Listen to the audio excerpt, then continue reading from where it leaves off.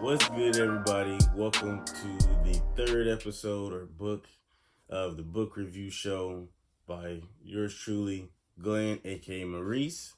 I'm excited for you guys today. We got Grinding It Out by Ray Kroc. Now, before we get into there, I just want to thank everybody that's tuning in, giving me the ear or their eye, wherever you at, whatever time it is. I appreciate you and hope you take something away from this book. It's not about me; it's about the book. I want to bring this to you guys. It's one of the books that I really enjoy because Ray Kroc, the person and what he did, in his life is someone that anyone can look up to as far as an example of staying down and dedicated. Just bluntly put, is he was somebody that stayed down and dedicated all his life and had a vision and never let like anything get in his way.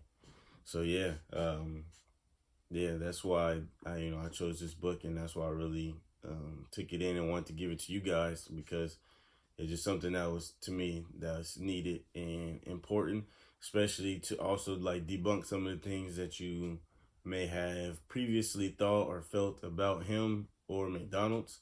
Not saying McDonald's, I'm not encouraging, this is not like an ad to go eat McDonald's. This is more so an ad or encouragement to take upon the mentality and business model and business aspects of McDonald's and what Ray Kroc did for that and all the fast food. Like, he's a pioneer of the fast food industry and just the American entrepreneur and franchising system as a whole. Like, what he did at that time, people are still copying to this day. He has like the McDonald's franchise and corporation teaches they teaching classes, like they have a whole university, teaching their system and everything like that. Ray Kroc's big thing was teach quality, service, value, and cleanliness. You have those things, and you building a empire, which he did. So and since I already got into it, so that's a little bit about Ray Kroc. He was just like a jack of all trades, as far as like he just did everything. He did whatever it took to become what he wanted to become. Like, bro sold paper cups at some point. Like, yeah, paper cups was big at his time. Um, he didn't invent, but like he pushed the product of the multi-mixer back in the day, which eventually led to him meeting the McDonald brothers and creating, like, that created the whole relationship and situation of McDonald's. But yeah, he had the multi-mixer, that the machine, which eventually led to become the machine that all you guys love, that never works. um, but yeah, man, he was just a pioneer, man. He was a husband, father. He was Ray Kroc was like for an American, like for the American system. Ray Kroc was important, very important. So and so just about the book, the basis purpose of this book is to give you insight into Ray Kroc's, like, some of his personal life, what he had to go through, his ups and downs, big moments in his life, and ultimately what led to the making of, or the expansion and growth of McDonald's, and how he created the empire of McDonald's and led it to where it is today. Um, without further ado, I'm gonna just go into some of the highlights and takeaways of the book for me, and that I felt like he himself wanted the reader to come away with. But before I go into that, I want to preface the highlights with a quote that he had in the book, and he said, "There's almost nothing you can accomplish if you set your mind to it." Yeah.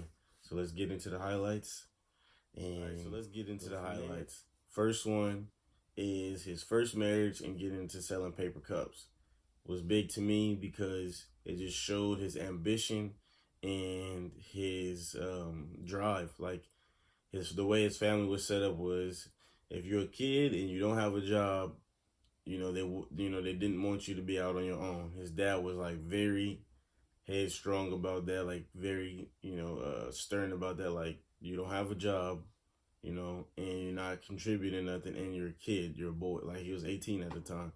He was like, no, like, we're not approving a marriage, and we don't want to see you, like, you don't see you get married like that, because he wasn't doing, like, he wasn't contributing.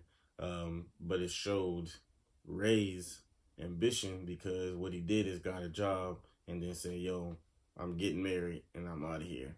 And yeah, he got the job, got married, and him and his wife left. Um, yeah, and then he got into selling paper cups. So he was doing newspapers, I believe, but then he got into selling paper cups, and that's what he kind of was doing for like the next 20 years, was selling paper cups and being in that industry, like the restaurant industry, which ultimately led him to some of the places he eventually got to. But before we get there, I want to get into the second highlight, and that was him getting proposed with the idea of the multi-mixer and him going all in with it. And again, another thing, he did not invent the multi-mixer, which is like another ice cream machine, but at the time, what it was able to do was different than a lot of others. It was able to create more with less mess, you know. But yeah, he got brought that idea by someone who knew his business mind and business savvy, and Ray Kroc got the vision, for everything. Or even if he didn't have the vision, if something he's convinced is gonna work, he's just gonna go all in. He went all in with it. He was able to put it in places that at the time he didn't necessarily understand what escalate his life, but yeah, he was just making the moves, and he ended up he sold a few to the McDonald brothers, which that leads me into the third highlight, is when he officially went down and met them and seen their business model and how they operated, and eventually opened his first store. All of that is in chapter 6, and I think that's big takeaway for me. And then I feel like that was something he really wants the people to understand, is how that all went down. Because again, first off, for those who don't know, he did not start McDonald's. The McDonald brothers started McDonald's, because obviously they're the McDonald brothers. But what Ray did was seeing their business model, how they operated, and again, with his vision and him being convinced that this is the way, he took it and blew it up. Like, he was his first store was a struggle, but he was so convinced of their business model and how they were running, he wouldn't let anything stop him from not doing what he had to do. So yeah, and then that led to, because he was so convinced and stayed persevering, and stayed dedicated to trying to blowing it up. The next one is when he bought them out. When he eventually got enough success and opened enough stores, and he bought them out. And that's just important, because you get to see how convinced and how serious he was about it, and then you get to see how they were kind of just, for them, their vision was small. For him, his was global. He had a global vision for the business, and again, he wouldn't let nothing stop him. And he had gotten to the point where he was like, yo, we're gonna buy these dudes out, so then we can start doing things how we want to, how I want to do them, how it should be done. And that's just important, because you get to see how everything went down, in his perspective, from the man himself, how everything went down. But yeah, and then last thing is, for me, was his final marriage, and the global expansion of McDonald's. The final marriage is important because at that time, so first off, when he started McDonald's, he was 51, And then by the time it really blew up, he was 55, I want to say. You can correct me.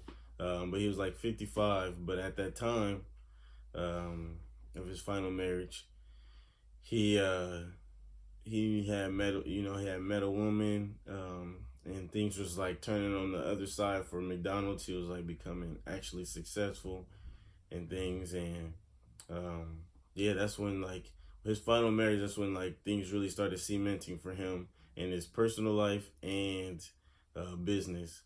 Like that's when McDonald's like started going to, like overseas. It really blew up. They really like made their way and paved their way into like Canada, and yeah, that was just big. That was a big highlight for me. So yeah, that is my highlights. I don't want to give too much of the book away. I want you guys to you definitely should read it. There is also a documentary that goes with the book. If you want to check that out and you don't want to read the book, I mean, you could just watch the documentary. I watched it on Amazon, Amazon Prime. I think it's on Netflix, but I'm not 100% sure. But I'm sure you can find it anywhere. But yeah, man. Really appreciate you guys for staying locked in and tuned in to this. For those who made it to this point, Amazon, they got it everywhere. Yeah. I would definitely read the book first, then watch the documentary. But that's just me personally. I'll give the book like a 4.5 out of 5. It's really good, and it's not a hard read at all. Like you just reading basically his autobiography. Yeah, Ray's. You're basically reading his autobiography, so like you can get through it fairly fast. I wouldn't say it's one of the faster reads, but you can definitely get through it faster than most books, because like I said, it's autobiography. So yeah, and if you read it, yeah, let me know what's like some of your favorite parts and like some of the things that you didn't know about him or McDonald's that kind of popped out to you. Yeah. So again, this is Grinding It Out by Ray Kroc, and